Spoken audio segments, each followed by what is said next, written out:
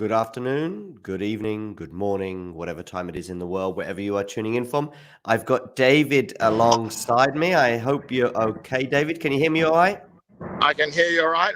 Same Oh, hairstyle nice. I could guy see behind. Agassi in the background. Yeah, he won it 5 times. I was just comparing hairstyles. That's a good one, Dave. Yeah, yeah.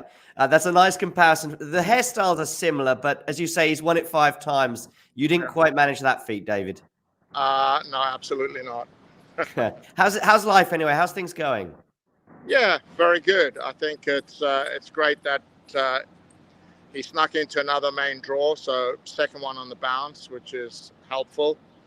And we've just had a pretty long practice session, nearly 2 hours, and it was really good. So I think he's feeling good, and we'll see tomorrow. How's the transition gone? Obviously, having had the grass court season, now we're back on the hard. Is it an easy transition for Liam? Yes, grass to hard is pretty easy. It's you got a little bit more time on the ball. The bounce is obviously very true most of the time. So yeah, I think the transition to grass is a lot more difficult than out of it. So we will just briefly have a look back. It's been a couple of weeks or maybe even more since we've spoken, David. So another epic Wimbledon, or certainly epic moments. How does this year's Wimbledon compare to last year? Now the dust has settled. I mean, certainly uh, two things stand out for me. One, I think winning on center court against the number four in the world is something that you can't do unless you really do know how to play some very, very good tennis. So I think that cemented, certainly in my mind, and I think in his, that he can play at very, very high levels. Yeah. I think secondly, even though he lost the match against Shapovalov with such a quick turnaround, and I don't think he really had time to decompress properly. He did serve for the third set and had chances to, maybe win that. Yeah.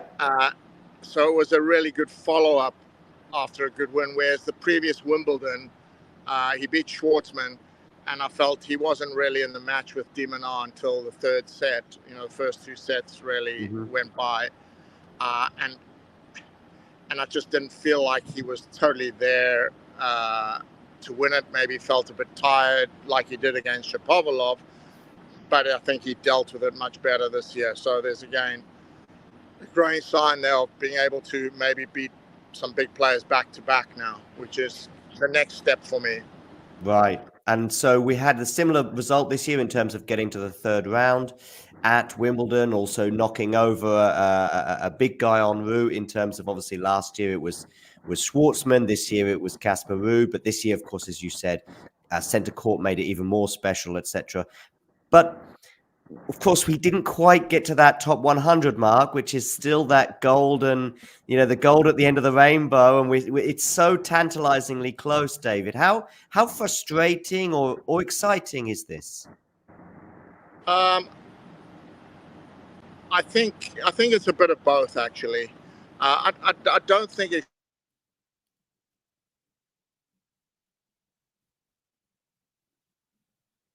I think we've lost David briefly. I hope we get him back. I'll just fill in until we have David back. So, of course, last year he beat Schwartzman in the second round in 5 sets and got through to the third round.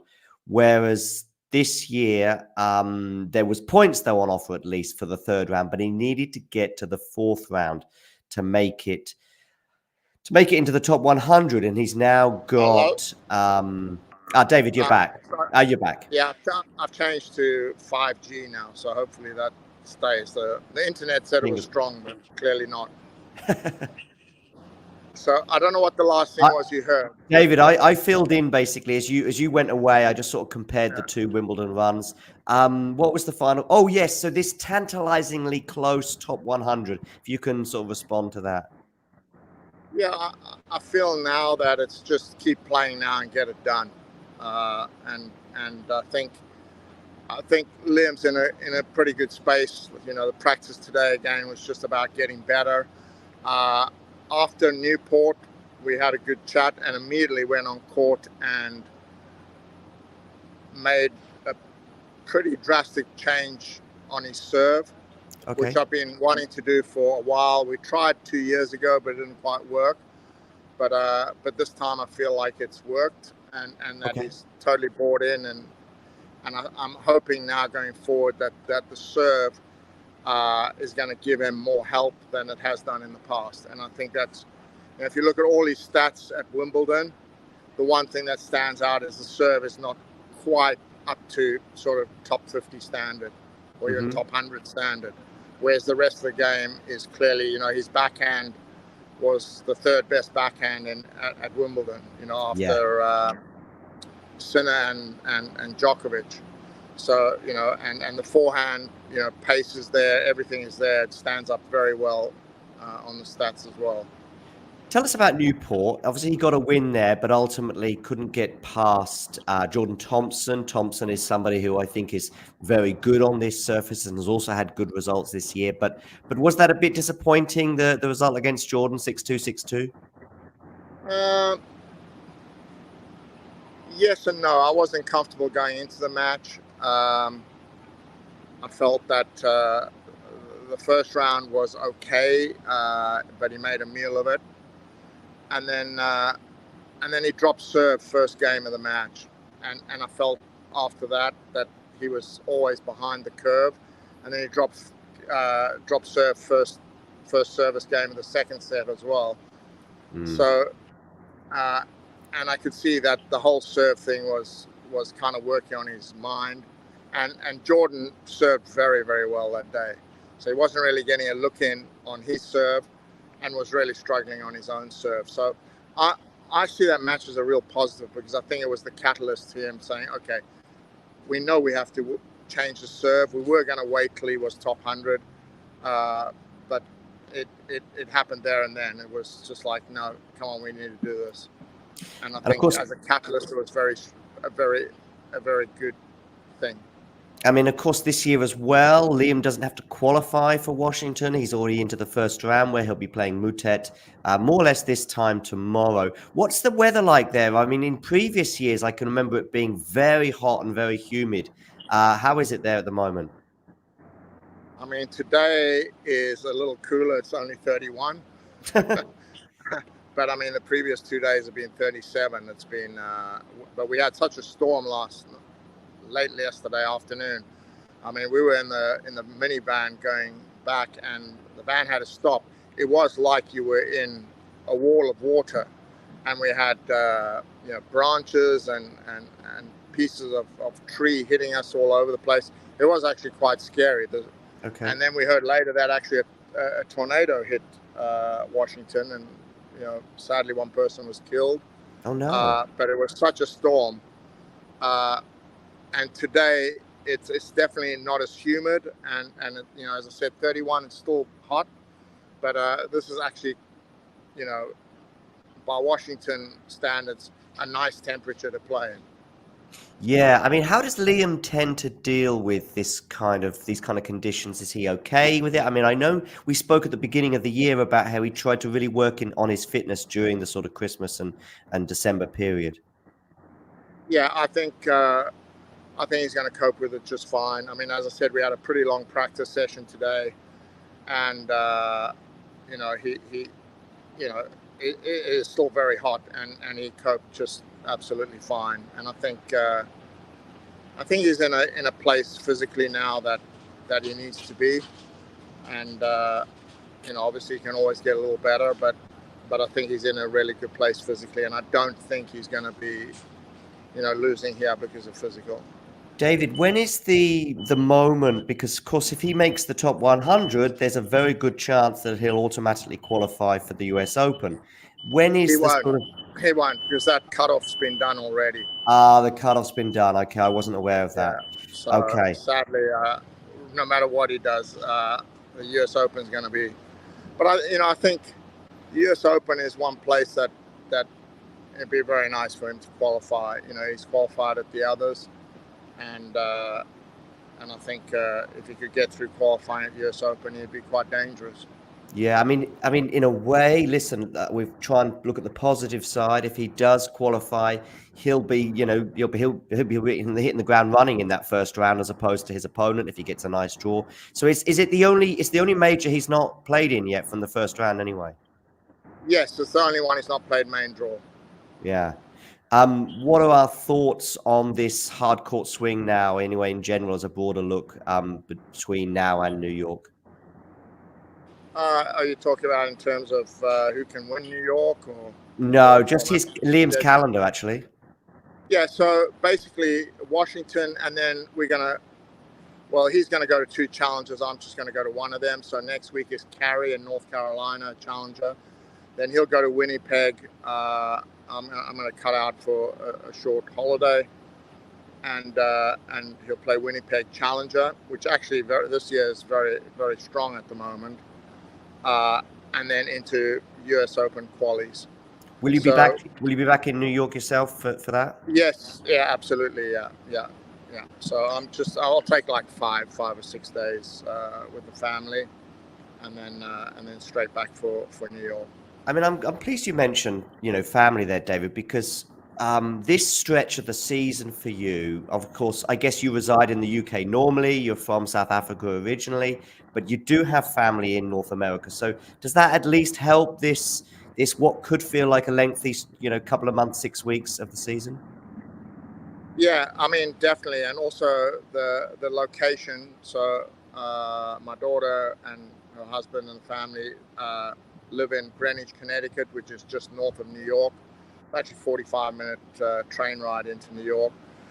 So it's a good proximity. So I can nip back there very easily, and have a few days, and then getting back to New York is not going to be a problem. And obviously New York, to go anywhere in the country is pretty easy. So Yeah. it's quite a nice base to have.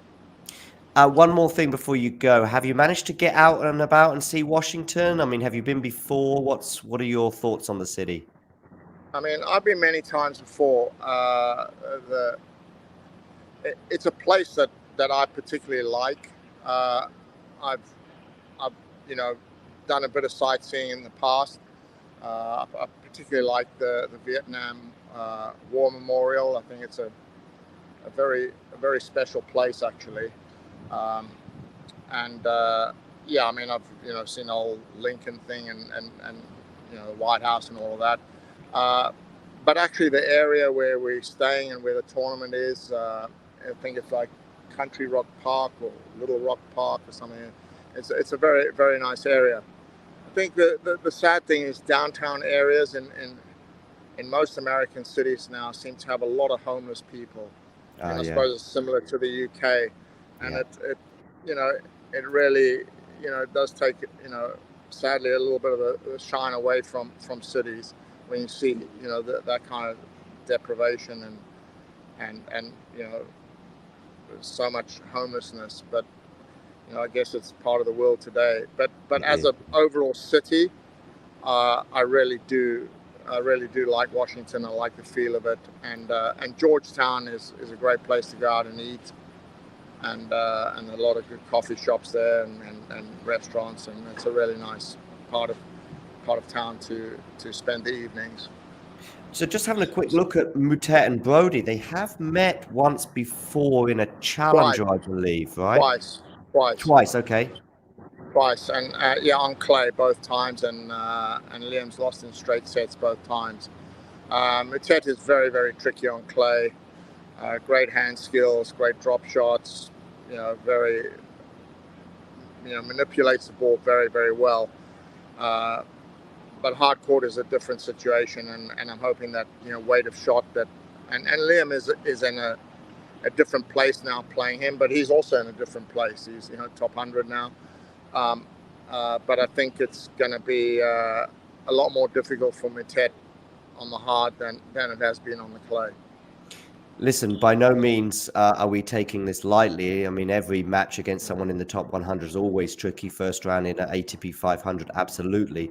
But it is the word that we would use, winnable in a sporting context. So at least, Of course, he came up against Medvedev early on in the year, but unfortunately, when you play Daniel Medvedev on a hard court in the first round, it's going to be tricky. And he was a breakup, of course, I think at the beginning of that match, but Yeah. we made a good fight of that. But at least tomorrow, there's a bit more optimism, and then suddenly you're in the second round, hopefully, and your tournament is up and running, and your North American swing as well, especially when it comes to the hard course anyway, is up and running. So, do you have some Yes. optimism for tomorrow?